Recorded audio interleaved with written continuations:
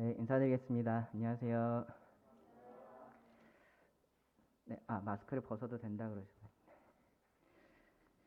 네, 제가 유평 떠나서 이렇게 다른 모임에 와서 만찬 예배를 드려본 지가 되게 오랜만인 것 같아요. 그래서 오늘 이렇게 함께 하면서 또 귀한 성도님들과 함께 예배 드리면서 너무 감사하는 시간이었고요. 또 이렇게 불러주셔서 말씀 함께 나눌 수 있는 기회를 주셔서 참 감사를 드립니다. 어, 황선재 형제가 저한테 전화를 해가지고 뭐 이렇게 주일에 이제 금정교회에서 좀 말씀 교제해 줬으면 좋겠다 이제 그렇게 얘기하길래 무슨 주제로 하면 좋을까요? 그리고 얼마나 할까요? 제가 그렇게 물어봤었거든요. 그랬더니 선재 형제가 자유롭게 하시고 시간도 뭐 원래 한 50분 정도 하는데 마음대로 더 사용하셔도 된다 이제 그렇게 얘기를 하더라고요. 그래서 제가 이 형제가 그 말이 얼마나 위험한 말인지 모르는구나. 그래서 이번에 가서 좀 제대로 가르쳐 줘야겠다 이제 그런 마음으로 왔는데 근데 와서 여기 또 황교세 형제님이 똑같이 말씀을 하시는 거예요. 네, 시간 더 사용하셔도 된다고 그래서 이게 나를 배려해서 이렇게 해주시는 말씀이구나 그러면서 좀 마음을 고쳐 먹었습니다.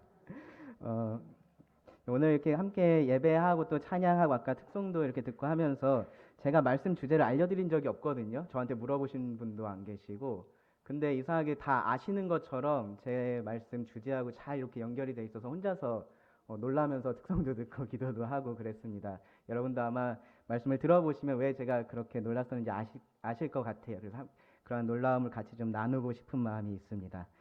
오늘 본문 말씀은 고린도 후서 4장입니다. 고린도 후서 4장 7절부터 15절이고요. 저는 약함의 이유라는 제목으로 말씀을 좀 나누려고 합니다. 약함의 이유라는 제목으로 고린도 후서 4장 7절부터 15절 말씀을 나누겠습니다.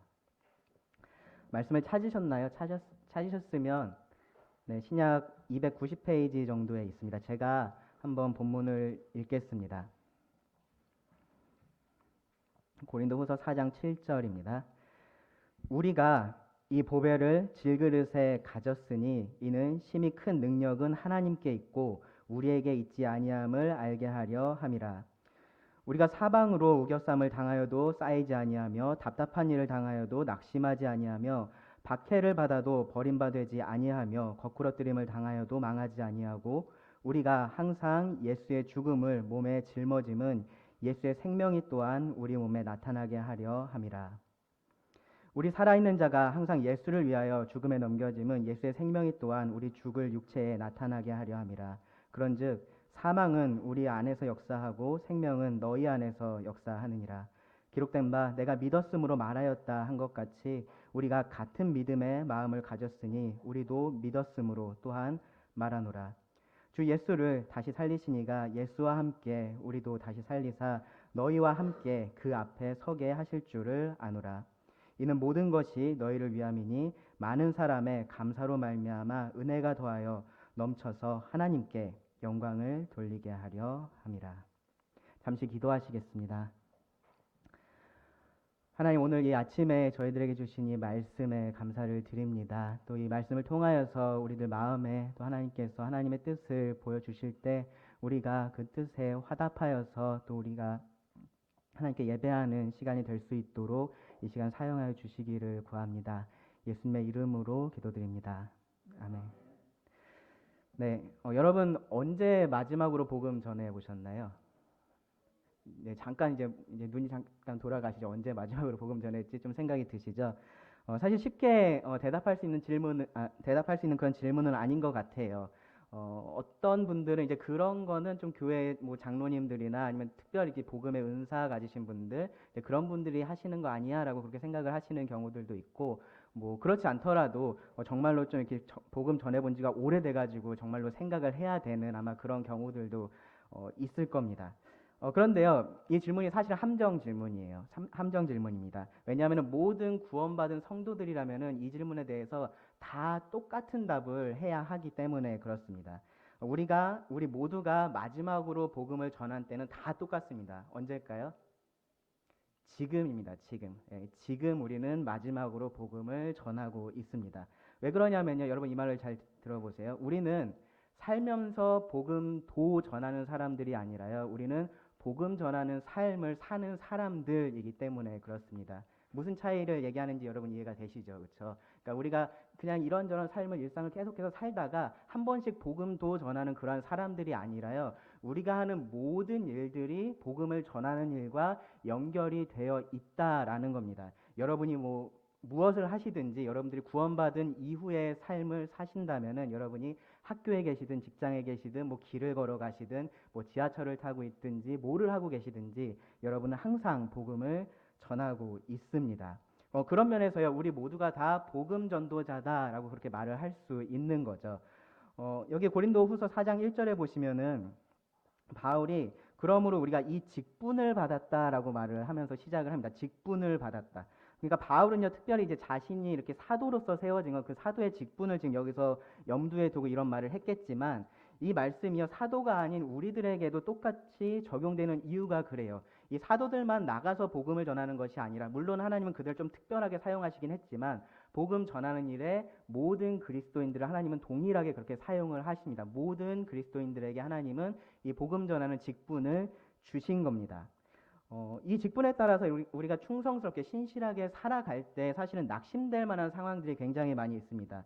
여러분 바울의 삶을 잘 아시겠지만 바울도 그럴 만한 상황들을 굉장히 많이 겪었어요. 실제적으로 그가 어떠한 손해를 감수해야 하기도 했었고요. 이유 없는 비난을 당하기도 했었고 대적들을 만나는 일도 정말로 많았었습니다. 서운하기도 했을 거고요. 외로운 일도 정말로 많이 겪었습니다.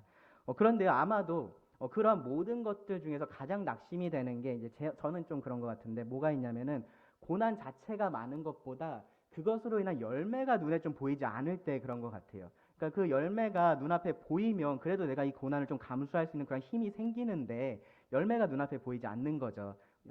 네, 여기 제가 지금 군대 갔다 오신 분들이 얼마나 될까 잠깐 스캔해 봤는데 절반이 안 되실 것 같은데 저도 이제 군대 가서 이제 행군 같은 거 해보면 그렇잖아요. 처음에 시작해서 막 걸을 때는 끝이 안 보이니까 너무 힘듭니다. 그런데 막판에 다 되고 이제 내가 아는 길들이 나오고 이만큼만 더 가면 되겠구나 이제 그런 것들이 보이면 사실 그때가 제일 힘들잖아요. 가장 많이 걸었으니까. 근데 오히려 힘이 나서 더 걸을 수가 있어요. 그러니까 이 열매가 고난이 많은 것보다 열매가 적으면 그것이 내 눈에 보이지 않으면 그것이 우리들에게 더 큰 어려움이 된다라는 거죠. 이제 그런 것들이 있을 때 우리는 오히려 작은 일에도 쉽게 이렇게 흔들리는 경험들을 하게 됩니다. 그런데요, 지금 우리가 말하고 있는 이 복음의 직분, 복음을 전하는 전도자로서의 이 직분에 대해서는요, 우리가 분명한 확신을 가질 수가 있음을 바울이 고린도후서 4장 1절부터 6절에서 그렇게 말을 하고 있습니다. 왜냐하면요, 이 직분이요, 영광스러운 새 언약의 직분이기 때문에 그렇습니다. 하나님께서 은혜로서 우리들에게 주신 그 특권이기 때문에 그렇습니다. 열매에 대해서 우리가 크게 걱정할 것이 없어요. 그렇죠? 왜냐하면 하나님께 그것이 달려있기 때문에 그렇습니다.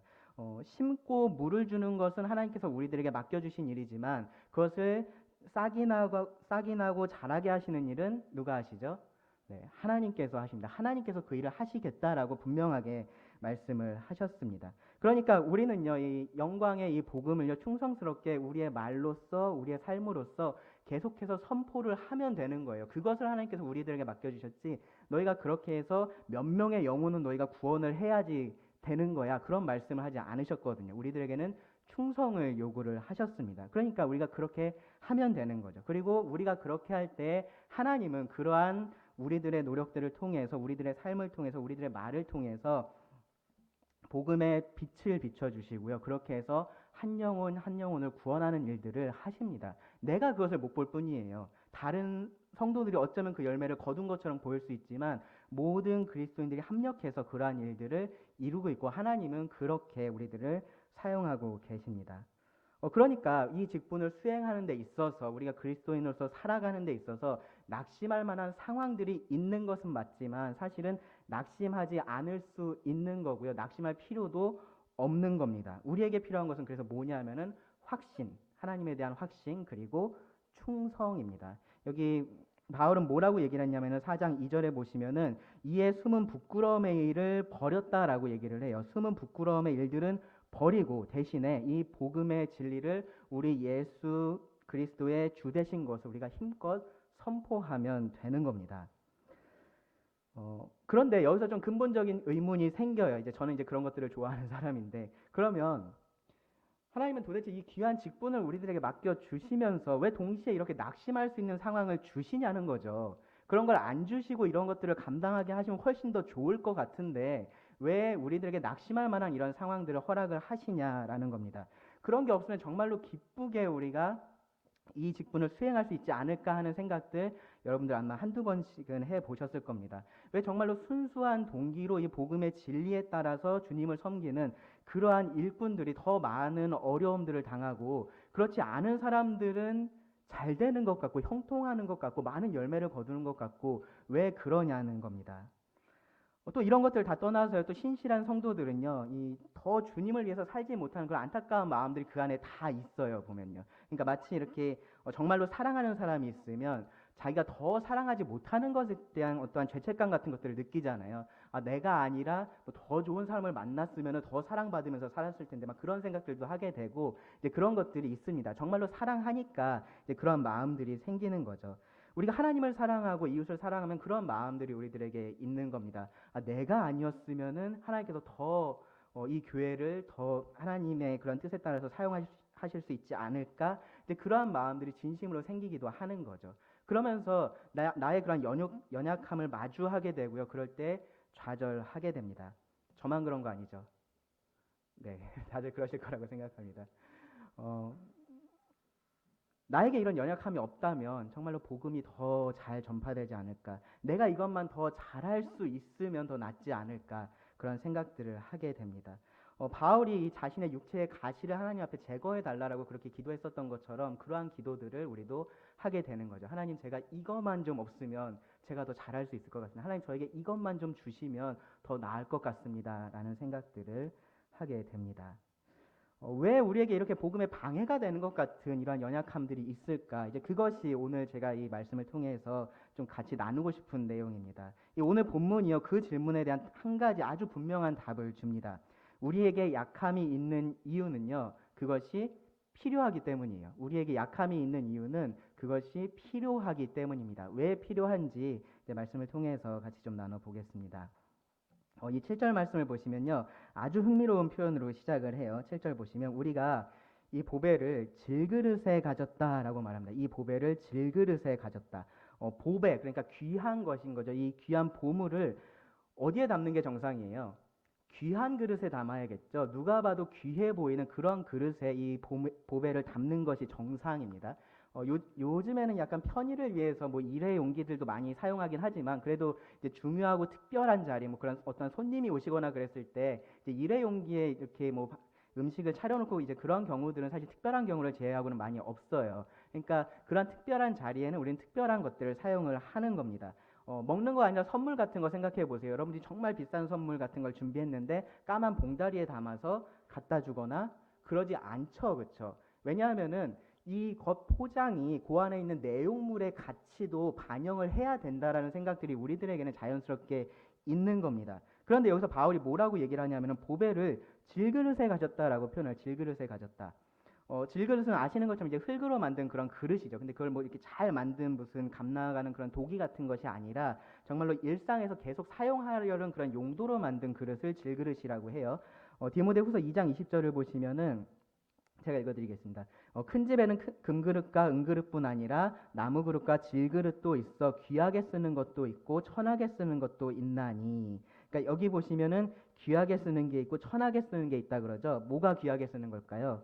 금그릇과 은그릇이 귀하게 쓰는 거고 천하게 쓰는 것은 질그릇인 겁니다. 질그릇이 천하게 쓰는 거예요. 그러니까 천하게 쓴다는 것은 쉽게 말하면 막 쓸 수 있는 그릇이다라는 거죠. 매일 일상에서 우리가 쓰는 그릇입니다. 쓰다가 깨질 수도 있는 거예요. 혹시 여러분도 아마 그런 그릇들 집에 있을 거예요. 계속해서 쓰다 보니까 뭐 이가 조금 나가거나 그런 것들 이제 그렇게 되면은 이제 식탁에 안 올라오고 뭐 저희 집 같은 경우 이제 그런 그릇 이제 개밥 그릇이 되는데 뭐 하여튼 뭐 그런 식으로 다른 용도로 쓰이다가 이제 그마저도 안 되면 어떻게 해요? 이제 버리는 겁니다. 예, 버려도 크게 상관없는 이제 그런 그릇이 여기서 말하고 있는 질그릇입니다. 다른 그릇으로 쉽게 대체할 수 있는 그런 그릇입니다.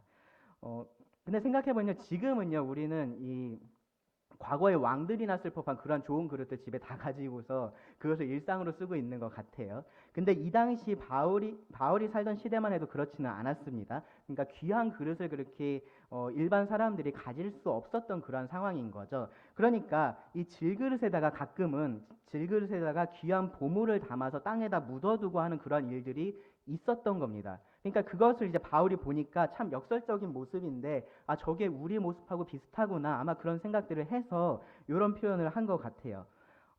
질그릇에는요, 특별하지 않은 거, 평범한 거, 이제 그런 것이 담겨 있는 것이 정상입니다. 그것이 사람들이 일반적으로 가지고 있는 상식이기도 합니다. 그러니까 그 말은요, 질그릇을 보면 그 안에 있는 것이 무엇인지 내가 모르는 상태에서 질그릇이 있다면 그 안에 들은 것의 가치를 우리는 어떻게 생각한다는 거예요? 높게 평가하지는 않게 되는 것이 당연하다라는 겁니다. 그 질그릇 안에 뭔가 귀하고 특별한 것이 있을 것이라고 그렇게 기대하지를 않습니다. 안에 들어있는 것의 실제 가치를 모르는 사람이라면 그것이 어디에 담겨 있느냐, 그 포장이 어떻게 되어 있느냐, 그것을 가지고 그 안에 들어있는 것의 가치를 평가를 하는 거죠. 그게 상식인 거예요. 근데 그런 질그릇 안에, 그런 하찮은 질그릇 안에 누구나 다 아는 어떠한 보물이 담겨져 있다면, 그러면은 사람들이 어떻게 생각할까요? 뭔가 이상한데 왜 그러지? 라고 그렇게 이유를 궁금해 할 수 있는 겁니다. 바울이요 말하고 있는 것이 우리가 오늘날의 이 그리스도인들이 이 새 언약의 직분을 맡은 것이 딱 그런 상황이다라고 지금 말을 하고 있는 거예요. 그러면서 이제 바울은 왜 그런지를 설명을 하는데요. 근데 먼저는요, 우리가 좀 어떤 질그릇인지를 좀 생각을 해보고 또 우리 안에 어떤 보배가 담겨 있다라고 지금 말을 하는 건지를 좀 생각을 해보겠습니다. 여러분, 너는 보물이야라는 말이 듣기 좋으세요? 너는 질그릇이야라는 말이 듣기 좋으세요? 네네, 다 그러시죠. 만약에 제가 여러분들 찾아가서 자매님 너무 질그릇 같으세요 라고 얘기를 하면 어떠시겠어요? 네, 좀 생각을 하시겠죠. 뭔가 나쁜 의도는 아닌 것 같은데 뭔가 기분이 살짝 좀 그런 것 같기도 하고 아마 그런 생각들을 하실 겁니다. 어, 그런데 요 바울은요, 우리가 이 보배를 질그릇에 가졌다라고 표현을 하고요. 여기서 말하는 우리는 아까 처음에 말씀드렸었던 것처럼 우리 모두가 포함이 됩니다. 이 직분이 모든 그리스도인들에게 주어진 것이기 때문에 그렇습니다. 그러면은 우리가 좀 생각을 해볼 것이, 그럼 바울이 자기도 포함해서 우리라고 말을 한 건데, 그러면은 바울이 질그릇이었을까를 좀 생각을 해볼 필요가 있습니다. 바울이 질그릇이었을까요? 우리가 볼 때 좀 아닌 것 같기도 하죠, 그렇죠? 우리 이 그리스도인들에게 있어서 예수님 다음이 바울이잖아요. 어떤 면에서 보면은 그렇죠. 찬송가 가사에도 그거 있잖아요. 예수님처럼 바울처럼 그렇게 살 수 없을까? 그러니까 우리들 생각에는 바울은 사실 이 정도에 있는 그런 사람입니다. 당시에 잘 아시는 것처럼 위대한 랍비 중에 하나였던 가말리알에게 그렇게 수학을 했었던 사람이기도 하고요. 이 복음에 대한 열정이 정말로 누구보다 뛰어났던 사람이 바울이었습니다. 그렇죠? 그래서 사도행전에 보면은 막 매 맞고 막 그래서 죽은 것처럼 버려졌는데 바로 또 일어나가지고 가서 복음 전하고 막 그런 일을 했었던 사람이 바울입니다. 빌립보서 말씀에 보면요, 또 최소한 그 유대 사회 안에서는 바울은 인정받을 만한 그런 좋은 배경, 그런 스펙을 가지고 있었던 사람이기도 했었습니다. 그런데 우리가 이 서신서 말씀들을 가만히 보면요, 바울도 이 복음을 전하는 데 있어서 방해가 되는 그러한 약점들을 가지고 있었다라는 것을 볼 수 있는데요. 이 어떤 공격들을 바울이 받았는지를 우리가 생각해 보면 알 수가 있어요. 이 고린도후서 6장 뭐 가까이 있으니까 6장 10절을 보시면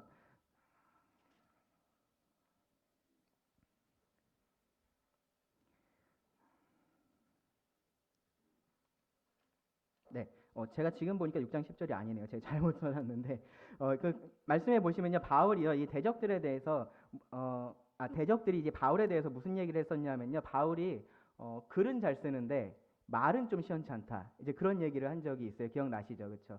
그렇게 비난했던 것을 볼 수 있습니다. 그것이 근데 이제 말도 안 되는 가짜 뉴스 같은 건 아니었거든요. 나중에 보면 바울이 무슨 말을 하냐면은 내가 비록 말에는 부족하나 지식에는 그렇지 않다. 이제 그런 표현들을 사용을 하는 것을 볼 수 있습니다. 그러니까 언변에 있어서 뛰어나지 않았다라는 것을 본인도 그렇게 인정을 했었던 거예요. 말이 시원하지 않다라는 것은 정말로 그냥 앞에 나서 말을 못하는 사람이었다, 뭐 그런 의도는 아닐 거고요. 당시 기준에서 인정받고 있었던 그런 설교술 혹은 뭐 웅변술, 이제 그런 것에 능통하지 않았다라는 그러한 얘기예요. 그러니까 세상적으로 봤을 때 이 바울의 설교가 이제 그렇게 훈련받은 사람으로서의 말로 그렇게 이목을 끌 만한 특별한 이제 그런 것이 없었다라고 우리가 생각할 수 있습니다. 갈라디아서 말씀에는 보면요, 또 바울이 무슨 얘기를 했냐면은 그 갈라디아 성도들에게 너희를 시험하는 것이 내 육체에 있었다라는 표현을 써요. 너희를 시험하는 것이 내 육체에 있었는데 너희가 업신여기지도 아니하며 버리지도 아니하고라고 그렇게 말을 합니다. 그러니까 외적으로 봤을 때, 겉으로 봤을 때 이 바울에게 다른 사람들을 시험에 들게 할 만한 이제 그런 것이 뭔가 있었다라는 거죠. 이게 뭐 바울이 얼굴이 엄청 못생겼다 막 그런 의미라기보다는 어떤 질병 같은 것이 바울에게 있었는데 그 질병이 겉으로 드러나는 것이었다라는 거죠. 그러니까 이게 지금은 우리가 의학이 발달해서 어떤 질병의 원인이나 이제 그런 것들을 많이 알 수 있는데 이 당시는 그렇지 않잖아요. 그러니까 겉으로 어떠한 그러한 질병들이 드러나는 것이 있으면 사람들이 자연스럽게 멀리하게 되고 그러면서 이 대인관계에 어려움을 가져오게 되는 그런 부분들이 있었던 겁니다. 그러니까 여기 바울의 표현처럼 그것 때문에 사람들이 업신여기거나 할 만한 거리들이 분명히 바울에게 있었다라는 거죠. 그런 것이 그에게 있었습니다. 그리고 또 하나 이제 바울이 많이 공격을 받았던 것 중에 하나가 뭐냐면요. 이 바울이 예수님의 12제자 중에 한 명이 아니었다라는 것 때문에 많이 공격을 받았었습니다. 제자가 아니었었던 것뿐만 아니라 바울은 또 뭐였냐면 처음 생겨난 그 교회를 가장 열심히 핍박했었던 사람이기도 했었어요. 나중에 이제 주님께서 그를 직접 부르셔서 이방인의 사도로 그렇게 세워지기는 했지만 계속해서 이 자기가 진짜 사도다라는 것을 이 서신서들을 보면은 계속 변호하는 모습들을 우리가 볼 수가 있습니다. 그만큼 많이 그 부분에 있어서 공격을 받았었던 거죠. 바울은 스스로를 사도 중에 가장 작은 자라고 그렇게 표현하기도 했고요. 또 죄인 중에 괴수다라고 그렇게 고백을 하기도 했었습니다. 그러니까 이것이 어떤 면에서 우리가 봤을 때는 약간 겸손한 표현인가 싶기도 하지만 근데 실제적으로 객관적으로 봤을 때 이것이 바울의 약점으로서 그러니까 복음을 전하는 데 있어서 약점으로서 사람들에게 보여졌던 부분이었다라는 것도 우리가 알 수 있습니다. 바울이 스스로 언급했었던 그런 어려움들도 있어요. 대표적으로 이 육체의 가시, 사탄의 사자가 그에게 있었다라고 말을 합니다. 그것이 자신의 그런 복음 전하는 일에 도움이 되지 않는다라고 생각을 했기 때문에 이제 하나님께 그것을 구해서 좀 가져가 주시기를 떠나가게 해주시기를 그렇게 구한 적도 있었었죠. 하나님은 거절을 하셨습니다. 로마서 7장에 보시면은 또 바울이 그 안에서 죄하고 치열한 싸움을 했었던 것도 우리가 알 수 있습니다. 원하는 선은 행하지 않고 원하지 않은 악을 행하는 그런 것들을 고백을 하면서 이 사망의 몸에서 누가 나를 건져낼 수 있겠냐라고 탄식을 했었습니다.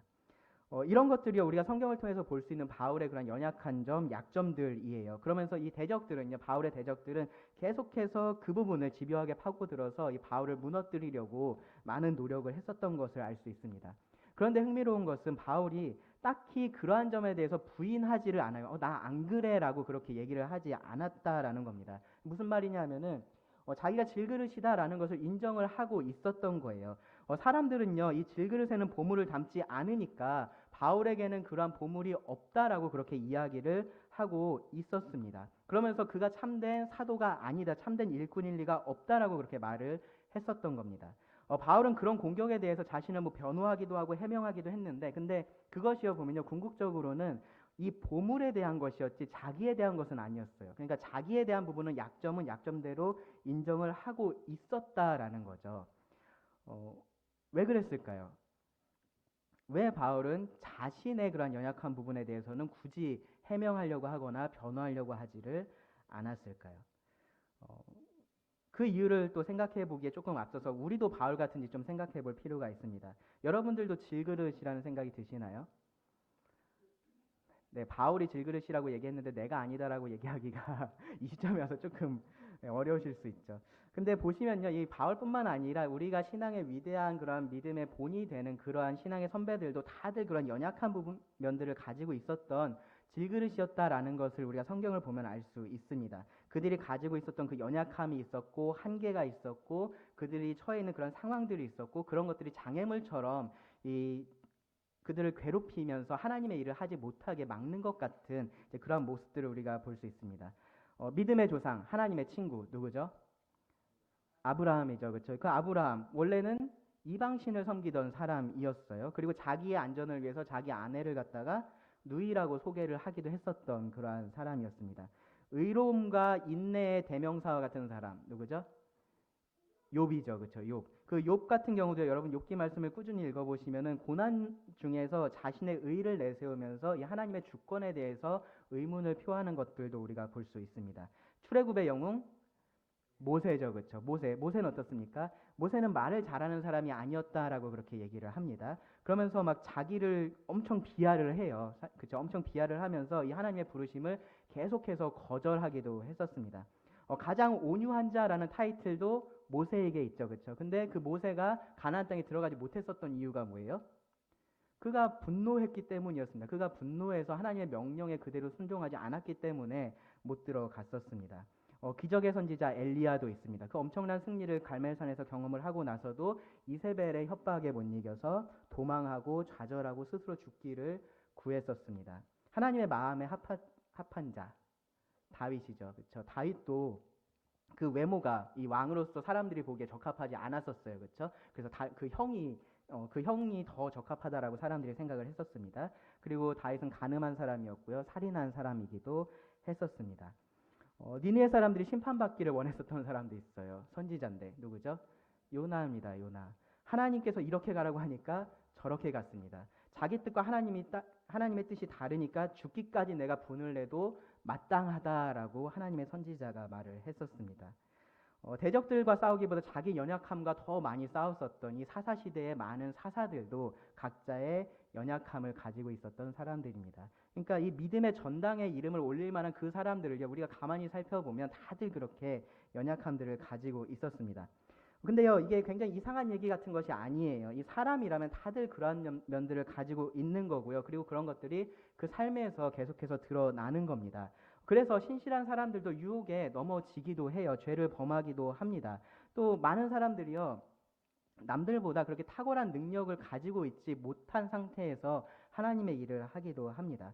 하나님께서 그들을 사용하신 것은요, 그들이 남들보다 어떤 뛰어난 배경을 가지고 있거나 뛰어난 능력을 가지고 있거나 뭐 지혜가 있거나 그래서 그랬었던 것이 아니었던 거죠. 단순히 하나님께서 그들을 선택해서 사용하기로 결정을 하셨던 것 뿐입니다.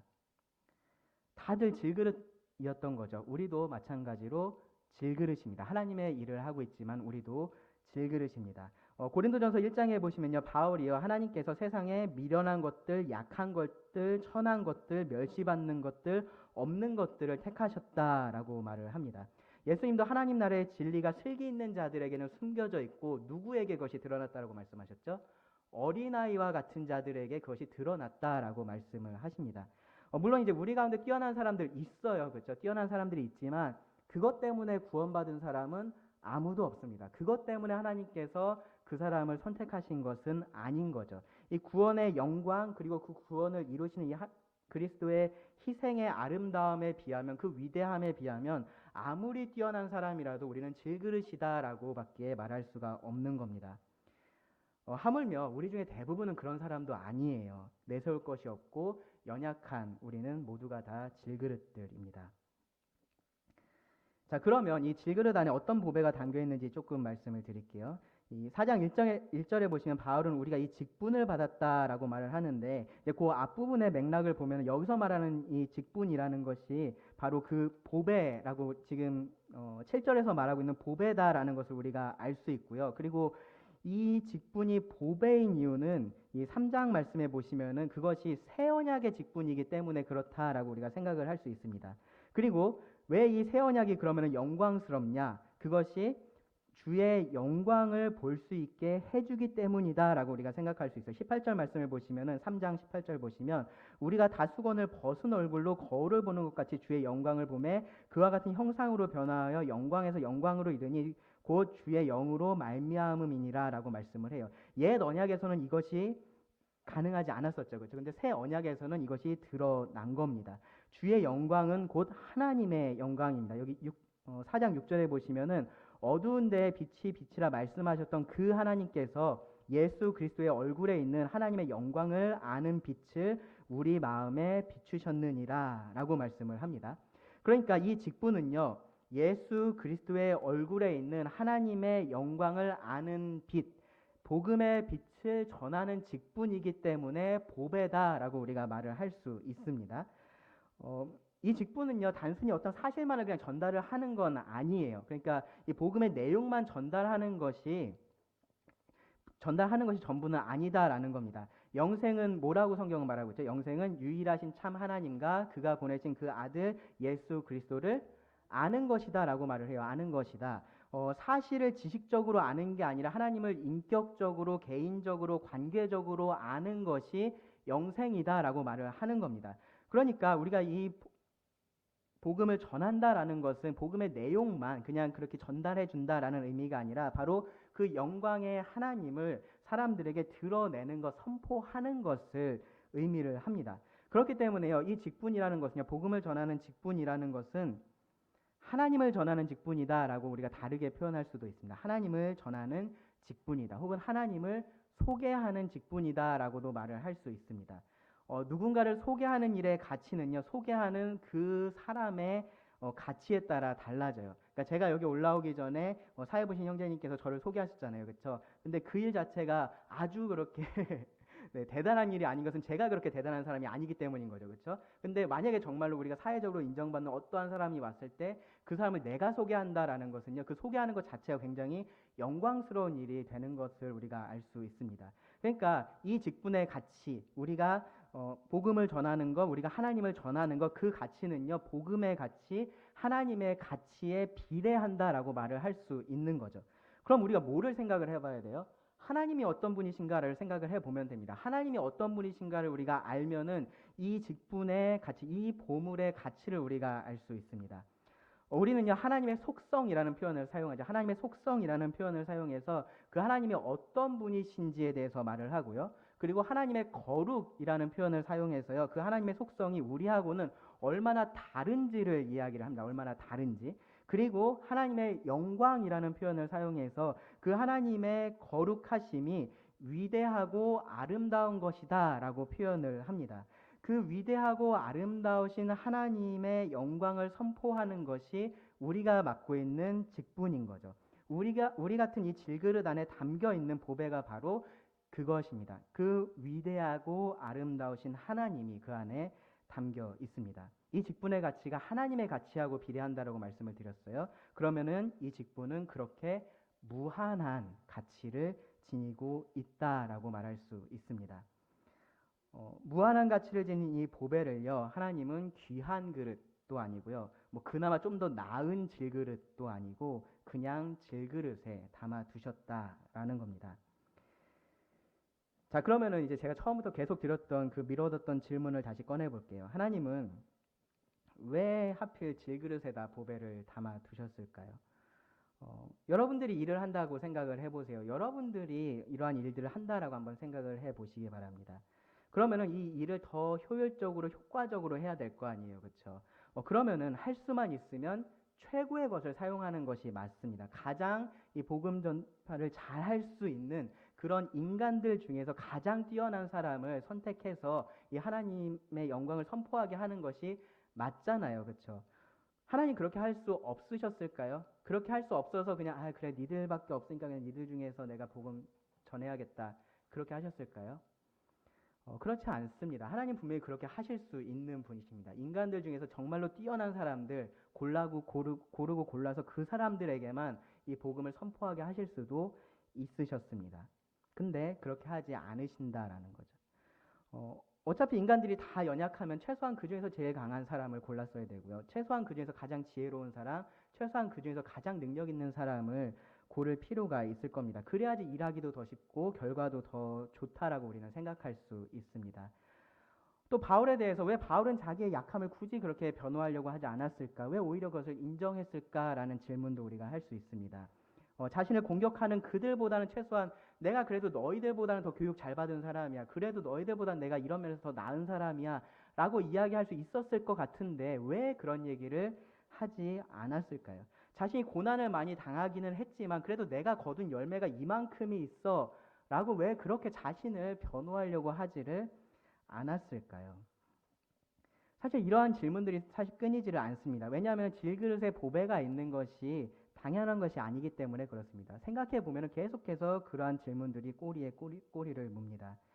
그런데 성경은요, 아주 간단하게 우리가 약한 이유, 하나님께서 이 질그릇에 보배를 담으신 이유를 이렇게 말합니다. 7절에 다시 말씀을 보겠습니다. 우리가 이 보배를 질그릇에 가졌으니 이는 그 이유에 대해서 이제 말하는 겁니다. 이는 심히 큰 능력은 하나님께 있고 우리에게 있지 아니함을 알게 하려 함이라. 이 복음의 능력, 구원의 능력이 어디서 오는지를 분명하게 알게 하려고 하나님은 그렇게 하신다라는 거죠. 이 성령님의 능력으로 복음을 통해서 한 사람이 구원을 받고요. 그 사람의 삶이 변화가 됩니다. 그 삶의 변화는요, 우리가 정말로 기적이라고 불러야지 마땅한 그러한 변화입니다. 이방신을 섬기던 사람이, 우상을 섬기던 사람들이 그 섬기던 신을 버리고 하나님에게로 돌아온 거잖아요. 죄를 기뻐하고 죄에 물들어서 그 안에서 죄의 종이 돼서 계속해서 살아가던 사람들이 이제는 하나님을 기뻐하고 그 죄를 미워하고 선을 추구하게 된 것이 구원의 능력입니다. 영적으로는 하나님에 대해서 죽어 있었던 그 사람들이 이제는 살아났습니다. 새로운 피조물로 창조가 되었습니다. 하나님은 없다라고 말을 하고요. 정말로 그렇게만 살던 사람들이 하나님의 계심을 인정하고 그 하나님을 기뻐하고 하나님으로 만족하면서 그렇게 살아가게 되는 것이 구원입니다. 어떻게 이런 일들이 가능할까요? 여러분 구원 받으셨으면 한번 생각해 보세요. 어떻게 이런 일들이 가능할까요? 그냥 살다 보면 어쩌다가 일어날 수 있는 그런 일일까요? 우연히 이러한 일들이 가능할까요? 시간이 지나면 무슨 큰일을 우리가 만나면 그런 것들이 가능할까요?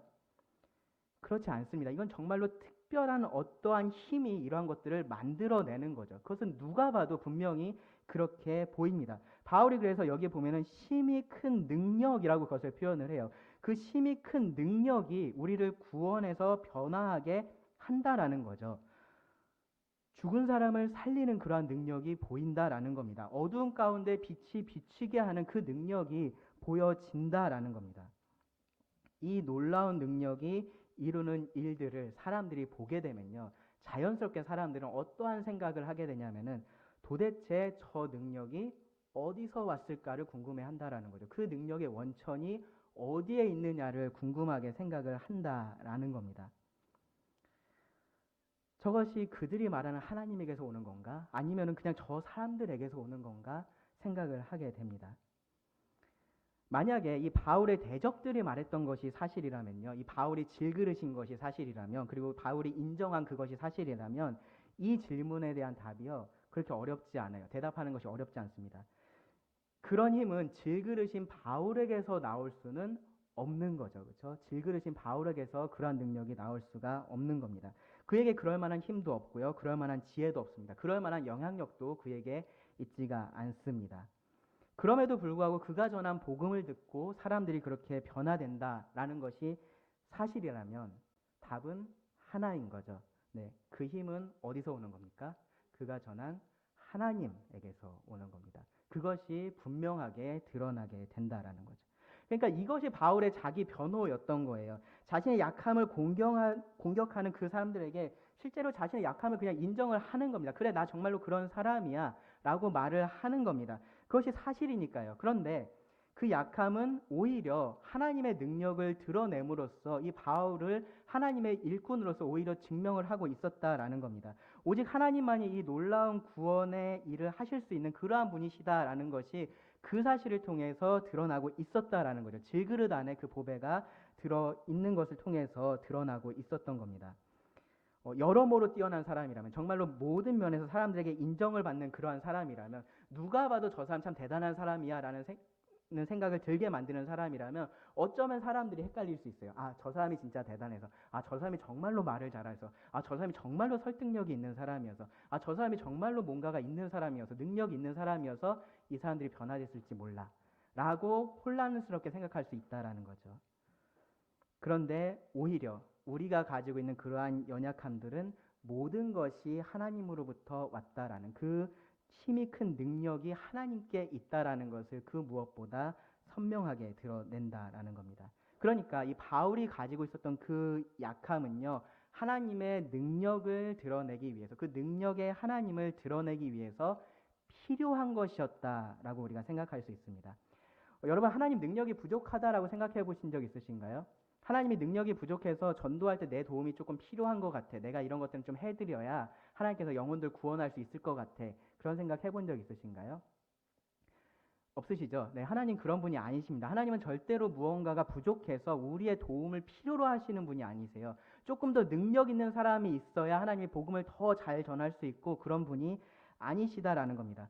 하나님에게 조력자가 필요했던 적이 없습니다. 사실은요, 하나님께서 가장 효율적으로, 가장 효과적으로 일하시려면 어떻게 하시면 되냐면은 하나님 혼자 하시면 돼요. 네, 굳이 사람들, 연약한 사람들 데려다가 일하지 않으시고 그냥 하나님께서 일하시면은 훨씬 많은 사람들 더 쉽게 구원하실 수 있을 겁니다. 그런데 굳이 하나님은 연약한 사람들을 통해서 일하기를 선택을 하셨고요. 그리고 그것을 통해서 하나님께서 하시려고 하는 것은 무엇이냐면은 그 하나님의 능력을 드러내는 것이다라는 겁니다. 하나님은요, 이렇게 질그릇에 보배를 두시면서 하나님의 능력을 보여주십니다. 정말로 누구도 의심할 수 없는, 누구도 부인할 수 없는 하나님의 심히 크신 능력을 드러내십니다. 하나님께서 그렇게 바울을 사용하셨던 거고요. 하나님께서 그렇게 많은 믿음의 선진들을 사용해 오신 거고요. 그리고 지금 우리들을 또 그렇게 사용하고 계신 겁니다. 15절 말씀까지 읽었는데 제가 지금 7절 하나하고 시간이 거의 한 50분이 지나가니까 걱정이 많이 되실 수 있는데 네, 뒤에 말씀은 빠르게 가니까 너무 걱정하지 마시기 바랍니다.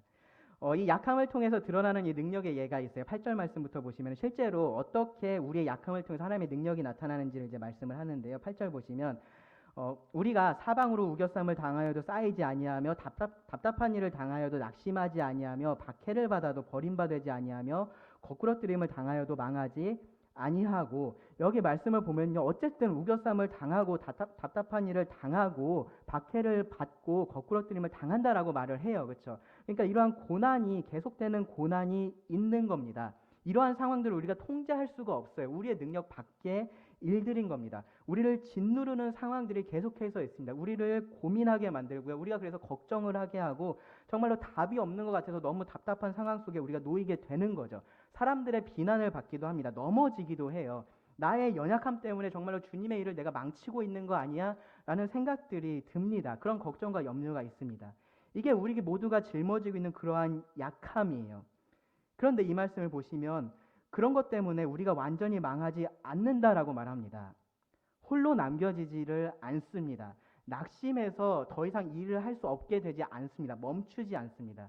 참된 복음의 일꾼이라면 그런 거죠. 그리고 그럴 때 무엇이 나타나는 겁니까? 아, 내가 얼마나 신실한 사람인지, 내가 얼마나 충성스러운 사람인지 그런 것이 드러나는 게 아니에요. 10절 말씀 보시면 우리가 항상 예수의 죽음을 몸에 짊어짐은 예수의 생명이 또한 우리 몸에 나타나게 하려 함이라. 우리 살아있는 자가 항상 예수를 위하여 죽음에 넘겨짐은 예수의 생명이 또한 우리 죽을 육체에 나타나게 하려 함이라. 계속해서 우리는 연약한 가운데 거합니다. 죽음에 넘겨져요. 이상한 일이 아니에요. 그래야 되는 일인 겁니다. 그래야지 우리의 이 죽을 몸을 통해서 예수님의 생명이 나타난다라고 바울은 지금 얘기를 하는 겁니다. 바울의 대적들은 사실 정반대의 그러한 주장을 했었던 거예요. 바울이 고난을 그렇게 당하는 것은 바울의 죄 때문이고, 그리고 네가 고난 당하는 걸 보니까 너는 정말로 하나님의 참된 일꾼이 아니야, 너는 사도가 아니야 라는 것에 대한 증거다라고 그들은 그렇게 주장을 했었습니다. 그런데 그렇지 않다라는 거죠. 바울은요, 여기 아까도 그 말씀 읽었지만 바울은 숨은 부끄러움의 일은 버렸어요. 그러한 죄에서는 이미 벗어난 겁니다. 그렇기 때문에 이 고난, 이 연약함은 예수님의 남은 고난을 지금 짊어지고 살아가는 거고요. 그를 통해서 예수님의 생명이 계속해서 드러나고 있었던 겁니다. 지금 하늘에 계신 그 그리스도가 우리의 고난의 삶을 통해서 드러나고 있다라는 거죠. 예수님께서 이 땅에 계실 때는 사람들이 그 예수님을 보면서 예수님을 봤었고 하나님의 어떠하심을 받고 그 영광을 봤었지만 지금 예수님 이 땅에 계시지 않잖아요. 그렇죠? 근데 그 예수님이 누구를 통해서 보여지고 있다라는 거예요. 그 예수님을 연약한 가운데 올바르게 선포하고 있는 우리들을 통해서, 이 바울을 통해서, 여러 신실한 자들을 통해서 드러나고 있다라는 겁니다. 그 생명의 능력이 나타나고 있다라는 겁니다. 12절 말씀 보세요. 그런즉 사망은 우리 안에서 역사하고 생명은 너희 안에서 역사하느니라. 이거 약간 비꼬는 말처럼 들리지 않으시나요? 우리는 이렇게 죽을 고생하는데 너네는 참 편하게 사는구나. 약간 그렇게 들리실 수 있는데 그런 말 아닙니다. 이 그리스도의 죽음을 몸에 짊어진 이 질그릇 같은 사람들의 삶을 통해서 하나님은 역사를 하고 계시다라는 거고요. 그리고 그 결과가 이 영적으로 죽어 있는 그런 사람들에게 생명이 전해지고 있다라는 말을 하고 있는 겁니다. 고린도 교회의 성도들이요. 사실은 이 편지를 받고 있는 이 고린도 교회의 성도들이 그런 약함을 통해서 일하시는 하나님의 능력의 열매들이었던 거죠. 그들이 그런 열매들이었던 겁니다. 심히 큰 능력이 하나님에게 있다라는 것을 누구보다 잘 알고 있었던 사람들이 바로 이 고린도 교회의 성도들이었습니다. 바울은요, 자신과 복음을 변호를 하면서 너희가 바로 그 증거다라고 이야기를 하는 겁니다. 자, 정리를 한번 해보겠습니다. 그러면 다시 한번 이 약함의 이유에 대해서 생각을 해볼게요. 1차적으로 우리가 알고 있는 이 보배하고 비교해 봤을 때 그 보배를 간직하고 있는 우리들은 다들 질그릇 같은 그러한 사람들입니다. 우리 중에 가장 뛰어난 사람도 하나님에 비할 수는 없기 때문에 그런 거죠. 우리는 연약한 질그릇들입니다. 그런데 하나님은 그런 우리를 통해서 일하심으로써 이 하나님의 구원의 능력을 오로지 하나님께서 그러한 일들을 하신다라는 것을 이 세상 가운데 선포하고 계십니다. 그런데 여기서 한 가지 여러분 오해하지 마셔야 할 게 있어요. 지금 말씀드리고 있는 이 연약함이라는 것은요, 죄하고 관련된 것은 아닙니다. 네, 내가 죄 가운데 거하고 있고 죄를 지으면서 살아가고 있는 그러한 것을 말하고 있는 것은 아닙니다. 어떤 사람들은 그렇게 말을 해요. 어쨌든지 하나님께서 우리 약함을 사용하시니까 뭐 인격적으로 결함이 있든지 뭐 부도덕한 죄가 있든지 뭐 그런 것도 용납해야 된다라고 그렇게 말을 해요. 근데 그렇지 않습니다. 바울은 이 직분을 받은 사람으로서 숨은 부끄러움의 일들은 버렸다라고 이야기를 합니다. 그 죄에서 완전히 벗어나서 온전한 삶을 살고 있다라고 말을 하는 게 아니라 그런 것들을 더 이상 추구하면서 살지 않는다라고 말을 하는 거예요. 하나님, 이 성경은요, 단 한 번도 하나님이 어떠한 악을 통해서도 일을 하시니까 악을 선으로 바꾸셔서도 일을 하시니까 너희가 악한 일을 해도 괜찮아, 악에 거해도 괜찮아라고 그렇게 말하지는 않습니다. 악을 선으로 바꾸시는 것은 하나님께서 주권적으로 하시는 일이고 우리가 그것에 대해서 감사해야 할 일이지, 우리가 그러니까 나는 그냥 계속 일해도 괜찮아, 나는 이러한 죄 가운데 거해도 괜찮아, 이건 그냥 내 연약함일 뿐이야, 그렇게 말할 부분은 아니다라는 거죠. 여기서 말하고 있는 약함이라는 것은요, 우리가 인간으로서 가지고 있는 그런 연약한 부분들을 말을 하는 겁니다. 한계를 말하는 거고요, 부족한 면들을 말을 하는 겁니다. 우리가 처해 있는 환경들이 그럴 수 있어요, 그렇죠? 내가 가진 재물의 한계, 내가 처해 있는 가정의 한계, 그런 것들이 여기에 해당될 수도 있습니다. 당연히 죄에 넘어지는 것도 우리들의 연약한 부분 중에 일부분일 겁니다. 하나님께서 그런 우리를 사용하시는 것은 은혜인 겁니다. 근데 그것으로 우리가 죄를 정당화할 수는 없습니다.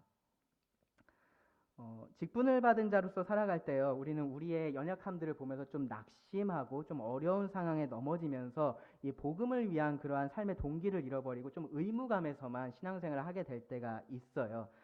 내가 이것만 조금 더 잘했으면 좋겠고, 뭐 저런 능력이 좀 있었으면 좋겠고, 그런 생각들이 듭니다. 특별히 이제 교회 안에서 이렇게 조금씩 직분들을 가지고 계신 성도님들이 더 그런 생각들을 많이 하게 되실 거예요. 낙심이 되는 거죠. 근데 그럴 때 생각해야 될 것이 사실 이 말씀입니다. 하나님은 그런 질그릇 같은 우리 안에 보배를 두셨고요. 우리가 낙심하지 않고 신실하게 그 직분에 충성스럽게 일한다면 하나님은 그런 우리를 통해서 일하시고 기꺼이 그렇게 하신다라는 거죠. 그리고 그렇게 해서 하나님의 능력이 드러나고요, 하나님께서 영광을 받으십니다. 그래서요, 이 말씀을 마무리를 하면서 세 가지만 교훈으로서 말씀을 드리고 마무리를 하려고 하는데요. 우리가 이 영광의 그리스도의 복음, 이 하나님을 전하는 직분을 받은 자들로서 반드시 마음속에 좀 새겨둬야 될 것이 세 가지가 있습니다. 13절, 14절, 15절에 하나씩 나오는데요. 13절에 보시면 기록된 바 내가 믿었음으로 말하였다 한 것 같이 우리가 같은 믿음의 마음을 가졌으니 우리도 믿었음으로 또한 말하노라. 우리 모두가요, 동일한 영광의 직분을 가진 자로서 살아야 한다라는 것을 기억을 해야 됩니다. 같은 믿음을 가졌다라고 말하죠. 믿음의 마음을 가졌다고. 동일한 영광의 직분을 가진 자로서 우리가 살아가야 한다라는 것을 여러분 기억하시기 바랍니다. 이 말씀은요, 이제 시편 116편 10절의 말씀인데, 이제 그렇게 이 바울 역시 이 시편 기자와 같이 하나님에 대한 같은 믿음을 가졌기 때문에 나도 이렇게 말을 한다라고 얘기를 하는 거예요. 그렇죠? 우리가 그렇기 때문에 똑같은 믿음을 가진 사람들이면 우리도 여기에 함께 이렇게 말할 수 있는 겁니다. 영광스러운 복음의 직분을 맡은 자로서 말을 할 수 있는 겁니다. 그리고 두 번째로요, 14절 보시면은 주 예수를 다시 살리신 이가 예수와 함께 우리도 다시 살리사 너희와 함께 그 앞에 서게 하실 줄을 아노라.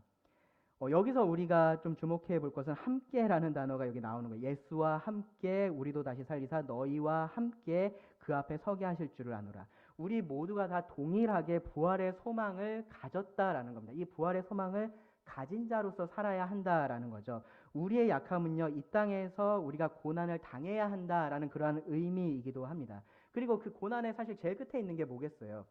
죽음이잖아요. 그렇죠? 죽음이 그 고난의 제일 끝에 있을 텐데 그것에 대해서 어쩌면 세상에선 이렇게 얘기할 수도 있어요. 너네 그렇게 열심히 살아봐야 아무리 그렇게 해봐야 다 죽으면 끝이야 라고 그렇게 말을 할지도 모릅니다. 그런데 믿는 자에게 그것이 해당되는 말은 아니다라는 겁니다. 여전히 우리가 이 직분에 따르는 삶을 살 수 있는 것은 우리가 주님과 같은 이 부활의 소망을 우리 모두가 동일하게 가지고 있기 때문에 그렇습니다. 이 죽음이라는 것이 그래서 사실은 죽음이 아니에요. 사람들이 생각하는 그러한 죽음이 아닌 겁니다. 우리가 단지 더 나은 곳으로 옮겨간다라는 의미인 거고요. 그곳에서 우리가 그렇게 기다리던 주님이 계시고 또 우리를 기다리고 계시는 주님이 계십니다. 그러한 소망을 가지고 있다면 우리가 낙심하지 않으면서 이 직분을 감당할 수 있습니다.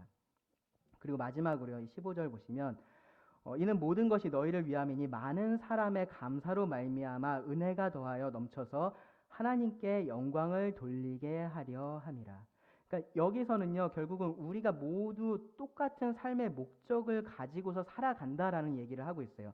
하나님께 영광을 돌리는 겁니다. 그러니까 질그릇인 우리의 목적이 이건 거죠. 우리의 삶을 통해서 정말로 한 영혼이라도 더 구원을 받고 그렇게 할 수 있다면, 한 영혼이라도 변화될 수 있다면 그것을 통해서 궁극적으로 내가 그리고 우리가 하나님께 영광을 돌려드린다라는 겁니다. 그 영광이 하나님에게 합당한 영광을 우리가 드릴 수 있다라는 거죠. 그것이 우리 모두의 삶의 목적이잖아요. 특별히 구원받은 사람들이라면 그것으로 우리가 만족하면서 그렇게 살 수 있는 겁니다.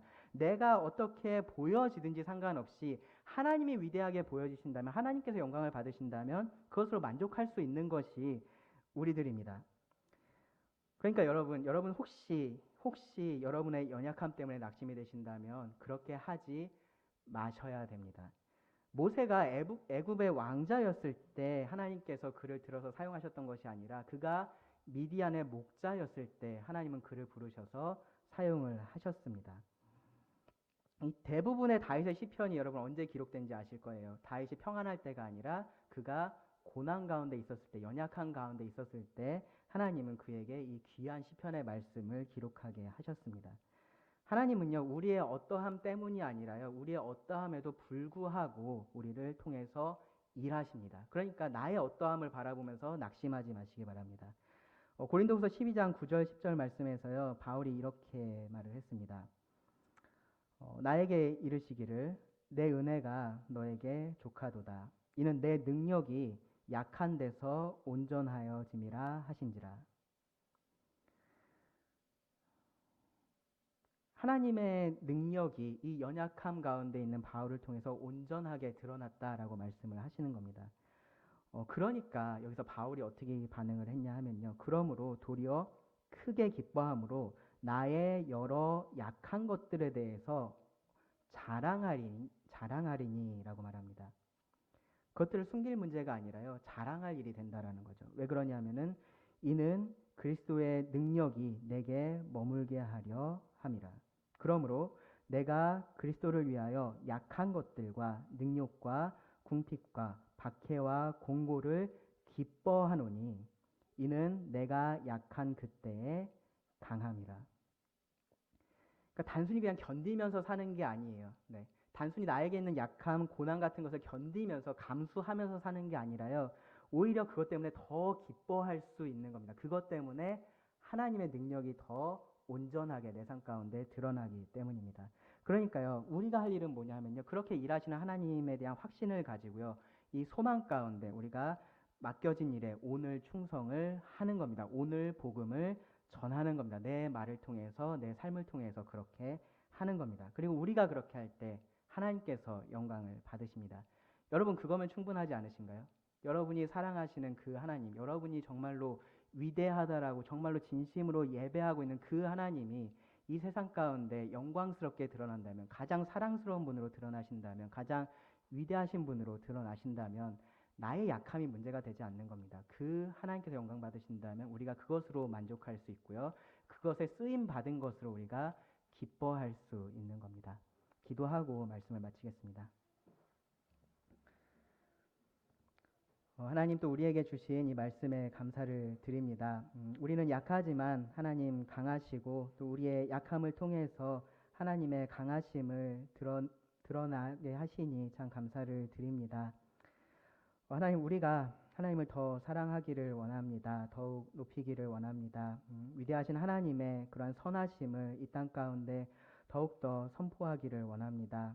우리의 약함을 사용하시고 또 모든 영광을 받으시는 하나님께 감사를 드립니다. 우리가 낙심하지 않고 확신 가운데 충성스럽게 신실하게 하나님을 섬길 수 있기를 구합니다. 연약한 우리들에게 하나님의 능력을 더하시고 그 능력이 이 땅 가운데 드러나기를 원합니다. 영광 받으실 하나님께 예수님의 이름으로 감사하며 기도드립니다. 아멘. 감사합니다.